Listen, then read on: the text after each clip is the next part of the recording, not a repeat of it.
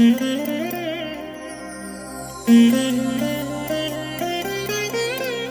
దినం పరము నుండి దిగివచ్చు మాట, ఇది నీ జీవితానికి వెలుగుల బాట, నీ ఒడిలో ఉంచబడిన దీవెనల మూట, అద్భుతాల ఆనంద ఊట.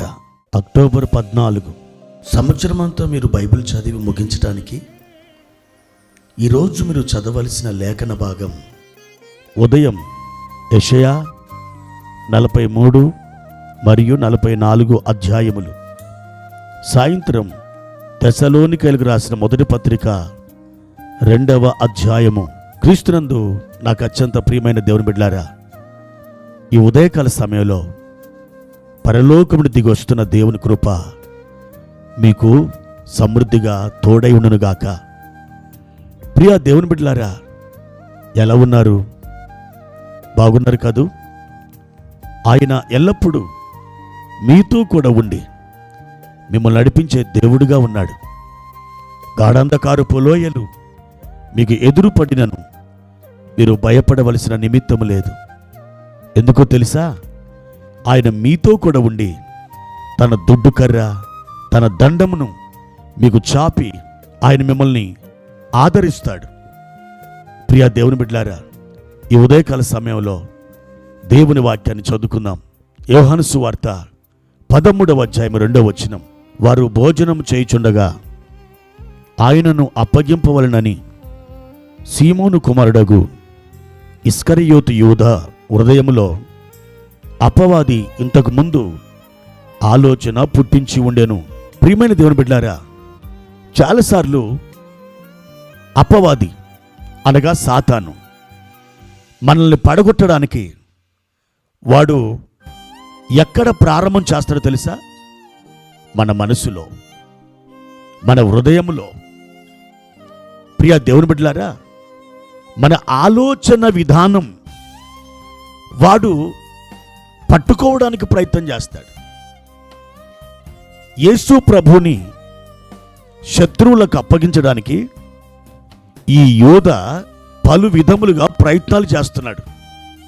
అయితే ఇతడు ప్రయత్నాలు చేయకముందు అపవాది ఏం చేశాడు తెలుసా? అతని హృదయములో లేదా అతని మనసులో ఆలోచన పుట్టించి ఉన్నాడట.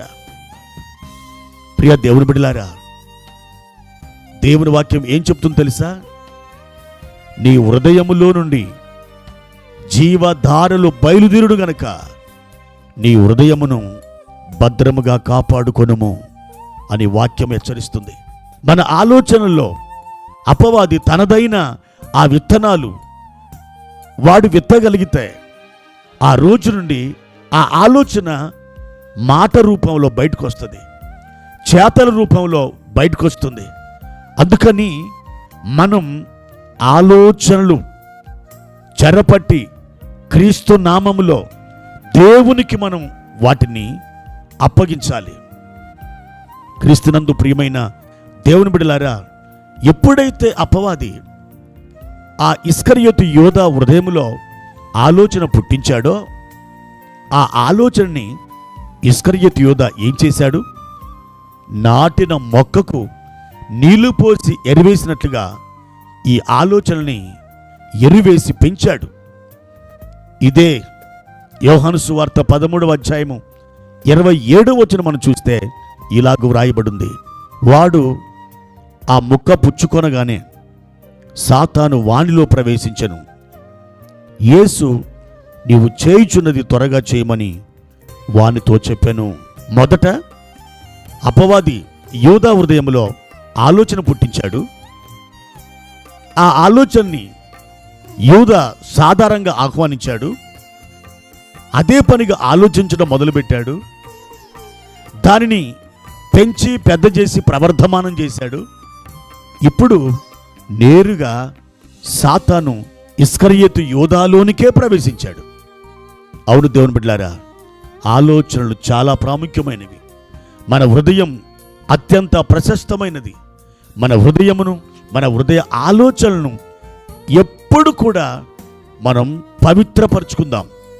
యేసు రక్తము చేత, దేవుని వాక్యము చేత మనం పవిత్రపరుచుకొని వాటిని శుద్ధమైనవిగా దేవుని ఎదుట మనం పెట్టినప్పుడు, దేవుని వాక్యముతో మన హృదయాన్ని నింపుకున్నప్పుడు ఎంత మాత్రం కూడా అపవాది మనల్ని శోధించలేడు.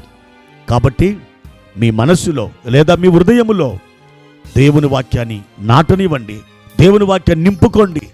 దేవుడు అద్భుతమైన రీతిలో వాక్యముల్లో ఉన్న శక్తిని విడుదల చేసి మీరు అద్భుతాలు అనుభవించినట్లుగా ఆయన చక్కటి నడిపింపుని మీకు దయచేస్తాడు. ప్రియమైన దేవుని బిడ్డలారా, ఆలోచన చాలా ప్రాముఖ్యమైంది. మన తలంపులు చాలా ప్రాముఖ్యమైనవి. మన తలంపులలో జారిపోకుండా, ఆలోచన విషయంలో జారిపోకుండా మనం ఉండగలిగితే భౌతికంగా కూడా మనం ఎంత మాత్రం సాతానికి లోబడలేం.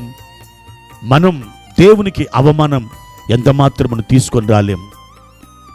దేవుడు అట్టి రీతిగా మనల్ని సిద్ధపరిచి బలపరచునుగాక. ప్రార్థన. ప్రియమైన తండ్రి, మీ ఘనమైన నామానికి వందనాలు. ఈ ఉదయకాల సమయంలో ప్రభువా మిమ్మల్ని స్తుతించి ఘనపరుస్తున్నాం.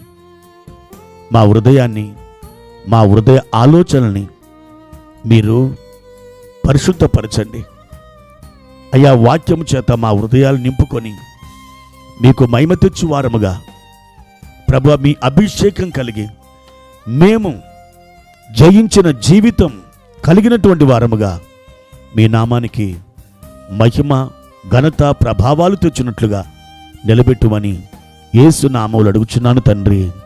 ఆమెన్.